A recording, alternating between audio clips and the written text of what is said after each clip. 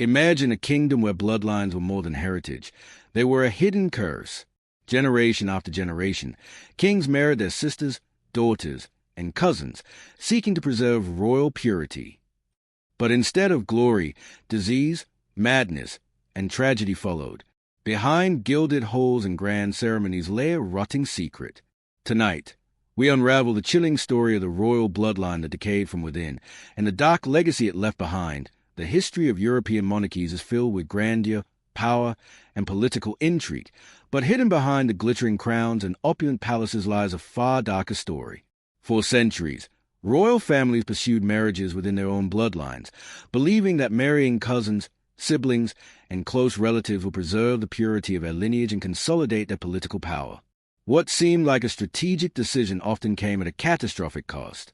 These unions, intended to strengthen dynasties, instead propagated genetic disorders, mental instability, and profound human suffering. The Habsburgs of Spain and Austria are perhaps the most infamous example, with generations of tightly intermarried royals displaying the telltale signs of what would later be understood as inbreeding-related ailments. From grotesque jaw deformities to severe intellectual disabilities, the consequences were visible for all to see, yet the pursuit of bloodline purity persisted. Beyond the physical, the psychological toll was equally devastating. Many children born into these tightly controlled royal households grew up isolated, subjected to rigid courtly protocols, and burdened with the expectations of maintaining a so-called divine heritage. Historians have documented cases where fear, superstition, and ambition drove rulers to manipulate their own families, enforcing marriages that crushed personal freedom in the name of dynasty. It is a chilling reminder that the veneer of majesty often masks profound human tragedy. This obsession with inbreeding was not limited to a single region or era. Across Europe, similar patterns emerged in France, Portugal, and even in the Middle East, where rulers sought to intertwine their bloodlines to consolidate power and wealth. Yet, despite the apparent advantages, the cost was undeniable. Lifespans were shortened, bodies weakened, and minds often impaired, leaving a legacy of suffering that history could not fully erase. Modern genetic research now offers insight into the magnitude of these choices, showing how repeated intermarriage can amplify harmful traits and create cycles of illness that reverberate across generations. But while science can explain the mechanics, it cannot fully capture the human horror, the lonely, confined lives of children born into a world where love and choice were subservient to ambition. Tonight, as we trace the story of the cursed royal bloodlines, we will explore both the historical events and their human cost, uncovering tales of tragedy, madness, and ruin that unfolded behind the closed doors of Europe's most powerful families. The royal obsession with inbreeding serves as a stark warning. The pursuit of perfection at the expense of humanity can corrupt even the most exalted lineage. Where are you watching from, and what time is it right now? Let us know in the comments. And if you enjoy dark history stories like this, subscribe to the channel, like the video, and share your feedback in the comments. The tale of the cursed royal bloodline begins long before the whispers of madness and disease reach the common people. Imagine a young prince, born into a world of gilded chambers, servants who obeyed his every whim, and tutors who drilled him in statecraft, diplomacy, and the art of command. From the moment of his birth, his life was scripted, not by his own desires, but by the invisible hand of dynastic expectation. His parents, themselves products of carefully arranged unions, watched him as both heir and experiment, silently assessing whether his mind and body would uphold the family legacy or betray it. These households were cold and meticulous. Affection was rare, replaced by the strict observance of protocol and the pressure of lineage preservation. Every gesture, every word, every interaction carried weight, for a single mistake could ripple through generations. As the prince grew, his health became a subject of constant scrutiny. Scholars and physicians, guided more by superstition than science, measured his skull, examined his posture, and noted any hint of deformity or weakness. Some children of these unions developed the infamous Habsburg jaw, a protrusion that would become a defining feature of the family, visible in portraits yet emblematic of the hidden cost of incestuous marriages. Beyond physical signs, subtle mental instability began to emerge. A child might display sudden fits of anger, episodes of despair, or an unusual fear of isolation, all brushed aside as temperament. Yet later historians would link these traits to compounded effects of inbreeding. In parallel, daughters were groomed not for independence but as instruments to continue the bloodline, often betrothed to cousins or even uncles before reaching maturity. Their childhoods were monitored and manipulated to mold compliance and obedience, ensuring that the sanctity of the lineage outweighed personal well-being. The court was a labyrinth of tension and secrecy. Courtiers, advisors, and family members all played parts in maintaining the image of perfection, even while quietly observing each sign of decay, each tremor in the supposedly strong and pure bloodline. Tragedy unfolded quietly at first. A child dies unexpectedly. Another shows signs of severe illness. A mental breakdown occurs under the weight of expectation. These were dismissed as unfortunate incidents, accidents of fate, or divine testing. But cumulatively, they formed a pattern. By the time the prince reached adolescence, he was already ensnared in a web of fragility. His relationships were stifled by the insistence on arranged unions within the family, preventing genuine connections or experiences beyond the palace walls. Some historians argue that this social isolation amplified the psychological toll, fostering paranoia, mood swings, and obsessive tendencies. When he assumed power, the stakes grew exponentially. Every political decision, every public appearance, and every marriage negotiation was entangled with a pressing need to preserve the lineage. Alliances were made not for strategy but for genetic consolidation, often crossing ethical boundaries and defying natural law. Kings married nieces, cousins, and sometimes even sisters, believing that the continuity of the royal blood justified the personal and societal cost. Children born from these unions frequently inherited a dangerous combination of physical deformities, fragile immune systems, and cognitive impairments. Courtiers whispered about madness in the halls, while chroniclers recorded sudden deaths and unexplained illnesses with clinical detachment, hiding the horror behind euphemistic phrases. There were cases where a prince would inherit mental instability so severe that governance became impossible, leaving the kingdom vulnerable to manipulation and rebellion. Meanwhile, the population remained largely ignorant, observing only the ceremonial splendor, unaware of the suffering endured by those in line for the throne. Some rulers, aware of the visible decline in their lineage, attempted remedies, superstitious rituals, alchemical experiments, or isolating afflicted heirs, but nothing could counteract the consequences of generations of intermarriage. Experts today point out that the repeated pairing of closely related individuals increases the probability of recessive genetic disorders surfacing, a fact now painfully evident in the historical record. Modern parallels can be drawn to any society that prioritizes perceived purity over individual welfare, revealing a timeless human inclination to sacrifice humanity for prestige. Yet, beyond statistics and medical explanations, the human cost remains stark. Children who were born into opulence yet lived under constant scrutiny, mothers who endured pregnancy and childbirth with little choice, families torn apart by the relentless pursuit of an idealized lineage. Imagine the weight on a young prince's shoulders, knowing that his health, his choices, and even his happiness were secondary to the invisible crown he was destined to wear. He grew up learning that love, friendship, and freedom were luxuries that royalty could not afford. Every day, the halls of the palace echoed with a chilling reminder that power came with a price far beyond gold or armies. It came with a decaying shadow of one's own blood, a curse that no wealth could alleviate. And so, as we look back on these stories, it becomes impossible not to feel a sense of creeping dread, a recognition that the very foundation of these kingdoms was intertwined with suffering and decay. The legacy of the cursed royal bloodline was written not in triumph, but in loss, lost childhoods, lost health, and the quiet collapse of families under the weight of perfection that could never be achieved. Even portraits, celebrated as symbols of grandeur, betray the truth.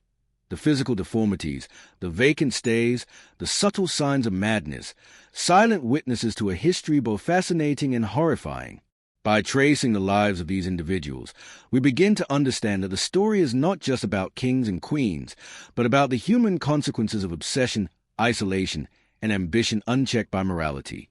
It is a narrative that continues to captivate historians, geneticists, and storytellers alike, revealing lessons about power, lineage, and the fragility of life when it is bound by the unyielding chains of inheritance. As we move deeper into the reigns of these kings, the tragedies multiply, each generation compounding the failures of the last, creating a chain reaction of human suffering that would echo across centuries. The very idea of royal purity becomes increasingly grotesque, a paradox of supposed greatness masking profound decay. And in this, we see a reflection of a timeless truth. The pursuit of perfection, especially at the cost of human dignity and health, can create monsters where we least expect them. The blood that was meant to secure empires instead sowed madness, deformity, and despair, leaving a record so haunting that it still captures our imagination today. You can almost hear the whispers in the corridors, the hushed warnings, the silent tragedies unfolding behind closed doors, each one a testament to the dark legacy of incestuous kings, whose desire for control and continuity brought ruin to their own blood. And as we consider their lives, their choices, and the haunting consequences, we are forced to ask, how much of history's grandeur has been paid for in the currency of suffering? As a cursed bloodline pressed onward through the centuries, the consequences of incestuous unions became ever more apparent, leaving a trail of sorrow that seemed to haunt every corner of royal history. Imagine the daughters born into these dynasties, their lives scripted from birth, their roles predetermined not by talent or affection, but by the relentless pursuit of genetic continuity. Some were betrothed to uncles, cousins, or even brothers, their marriages arranged before they had a chance to understand the world beyond the palace walls. These young women, often taught to value obedience above all else, carried the burden of expectation with quiet desperation. Their education emphasized etiquette, diplomacy, and the subtle arts of courtly intrigue, but rarely included the nurturing of individuality or personal ambition. Many of them would bear children who were physically frail, mentally unstable, or both, and the pattern repeated generation after generation, creating compounding effect of hereditary suffering. Imagine a prince or princess walking the gilded halls, outwardly composed, yet inwardly battling fear, confusion, or early signs of cognitive impairment, illnesses that were as much psychological as genetic. Historians have documented incidents where heirs displayed bizarre behavior, sudden fits of rage, or profound melancholy, often dismissed as temperament, but clearly linked to centuries of intermarriage. The Habsburg jaw, which had become almost iconic in royal portraiture, was more than a curiosity. It was a symbol of the hidden suffering encoded in their DNA, a visible marker of a lineage rotting from within. As the generations unfolded, the political ramifications of these unions became increasingly severe. Kings and queens often relied on advisors to govern on their behalf, especially when mental instability compromised decision-making. Power vacuums emerged, sparking intrigue, betrayal, and sometimes violent struggles within the court. The very act of preserving royal purity paradoxically weakened the capacity of these rulers to maintain control, leaving empires vulnerable to both internal dissent and external threats. Imagine being a courtier, witnessing the slow deterioration of your monarch, knowing that centuries of careful planning could unravel in a single generation.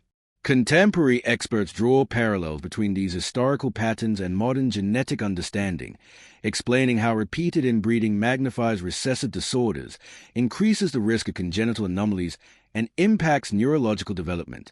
Yet beyond the science, there is a deeply human story of fear, manipulation, and isolation. Children were often hidden away or overprotected, restricted from normal play, forbidden friendships, and genuine emotional connections. Those born with visible deformities were sometimes cloistered or treated as objects of pity, further perpetuating cycles of shame and trauma. Marriages were arranged to solve the problem, linking afflicted individuals to equally vulnerable partners, creating a self-perpetuating system of genetic fragility. Within this system, power became inseparable from suffering, and the pursuit of dynastic stability overshadowed empathy and humanity. There were moments of rebellion or subtle resistance, daughters who sought refuge in religious life, princes who retreated into scholarly pursuits, but these were rare and often discouraged. The palace itself became a cage, gilded yet suffocating, where ambition, tradition, and the curse of bloodline purity dictated the rhythm of life. Stories emerge of rulers who were brilliant yet fragile, capable yet tormented, whose actions shaped history while their minds and bodies betrayed them. Some were ruthless in enforcing marriages or suppressing dissent, perhaps aware, consciously or not, of the precarious balance that their family's genetic history demanded. Imagine witnessing a coronation where the monarch, outwardly regal, shows subtle signs of instability, an uneven gait, sudden tremors, awkward facial expressions, hints of inherited affliction that only insiders might notice. Chroniclers and physicians of the time recorded these anomalies with careful understatement, masking horror with polite language. Meanwhile, the broader population remained largely oblivious, seeing only the ceremony, the pageantry, the illusion of invincibility. Yet within these walls, the reality was grim. Children suffered silently, parents bore guilt and fear, and siblings often grew up in mutual suspicion, their natural bonds strained by enforced marriages and relentless scrutiny. As one generation fell, another rose, and the cycle continued, each repetition intensifying the burden of inherited weakness and mental fragility. Experts today point to these cases as stark historical examples of how societal obsession with purity can override compassion, reason, and the natural safeguards of human development. Modern parallels are found in any system where rigid adherence to ideology or lineage trumps well-being, demonstrating a timeless lesson in human folly.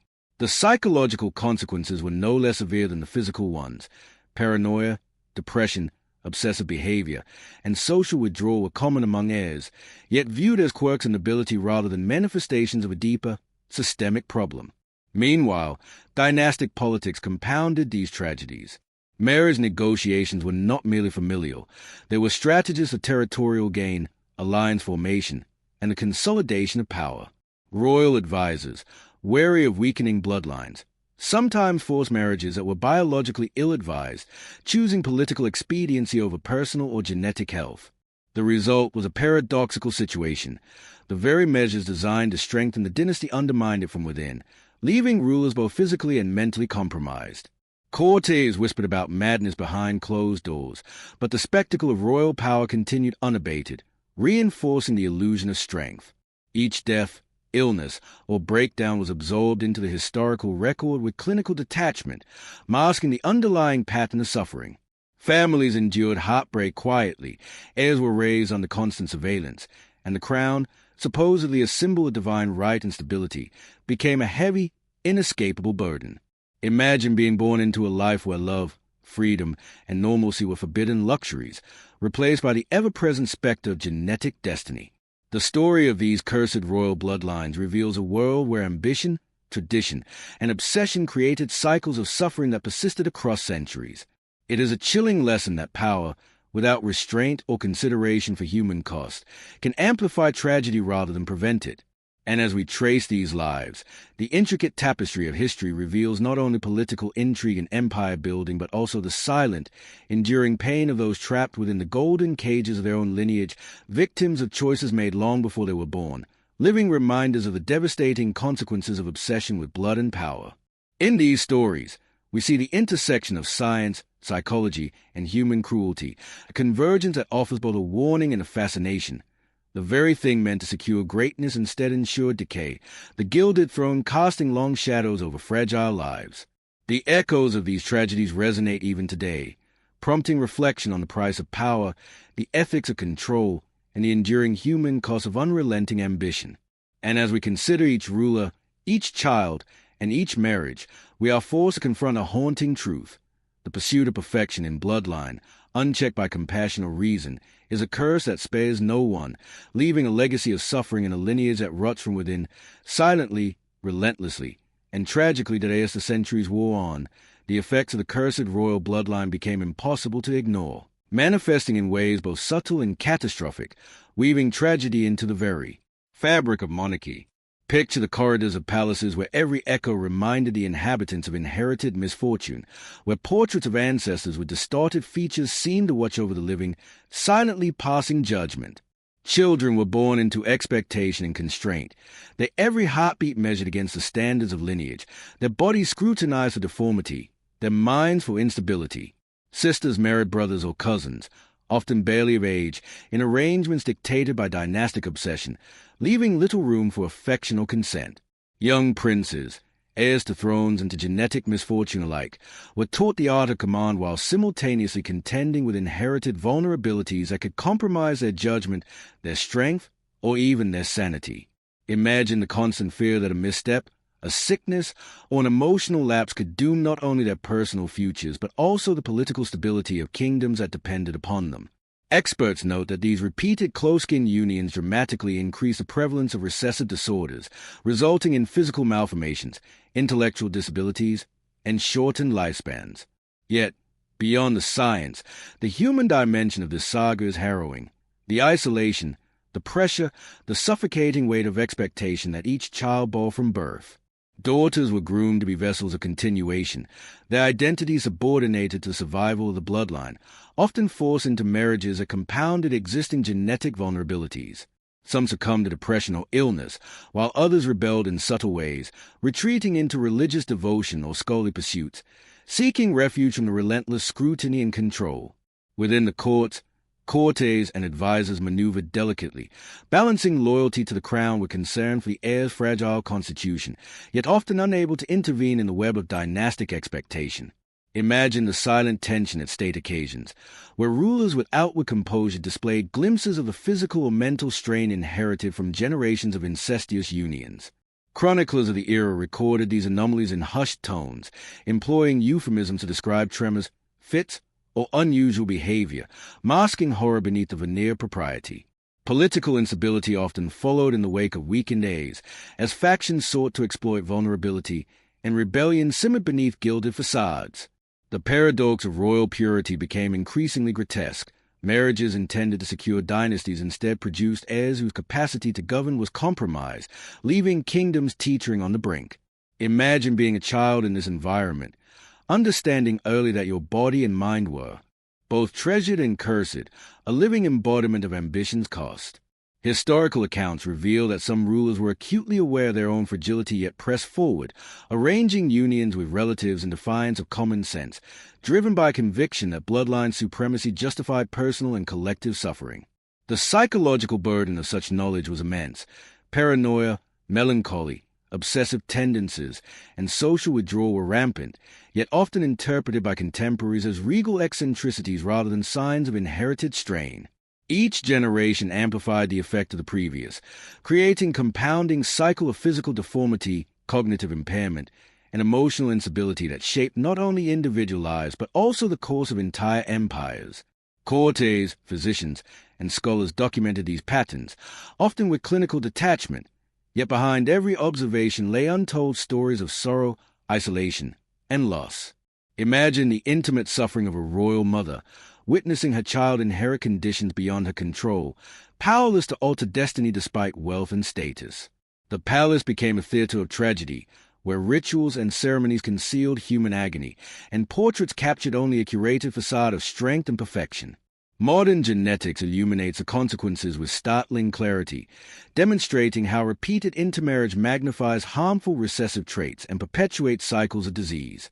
Yet these scientific insights cannot fully capture the lived experience, the loneliness, the fear, the relentless scrutiny, the suppression of individuality, and the forfeiture of personal freedom. Historical parallels resonate today in discussions of societal pressure, conformity, and the moral implications of prioritizing ideology or lineage over well-being. The cursed royal bloodline exemplifies a cautionary tale, showing that the pursuit of perceived perfection, particularly through rigid control over human lives, can devastate generations. As we trace these stories, the scale of suffering becomes undeniable, heirs incapacitated by inherited disorders, children isolated in gilded cages, marriages enforced at the expense of consent, and dynasties weakened by the very measures intended to preserve them. The human cost is staggering, and yet the fascination endures, for these are not merely historical curiosities but profound lessons about power, ambition, and the ethical limits of control. Imagine a young prince, born into luxury yet burdened with fragility, navigating a world where every action, every alliance, every marriage is constrained by the weight of bloodline and expectation.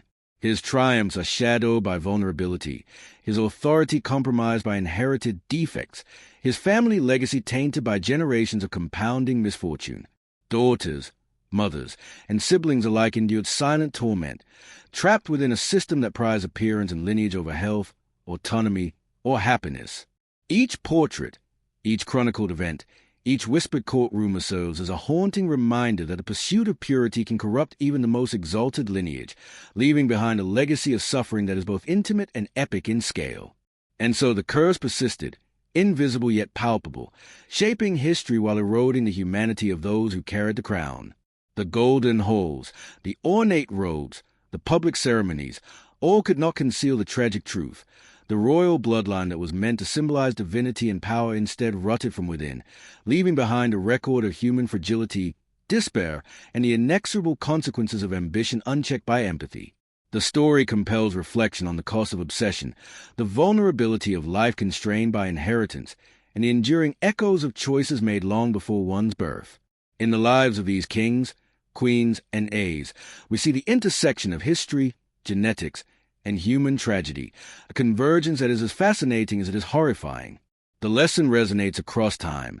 Power and prestige cannot shield against the fundamental laws of nature or the moral consequences of decisions that sacrifice humanity for ambition. As we leave the gilded corridors of these cursed lineages, the images linger. Children confined by expectation, rulers burdened by inherited frailty, families fractured by obsession, and we are reminded that even the most exalted blood can carry the deepest shadows, and that the curse of incestuous kings is a tale that history refuses to forget, haunting the legacy of empires and reminding us that ambition without restraint can destroy even the mightiest of houses.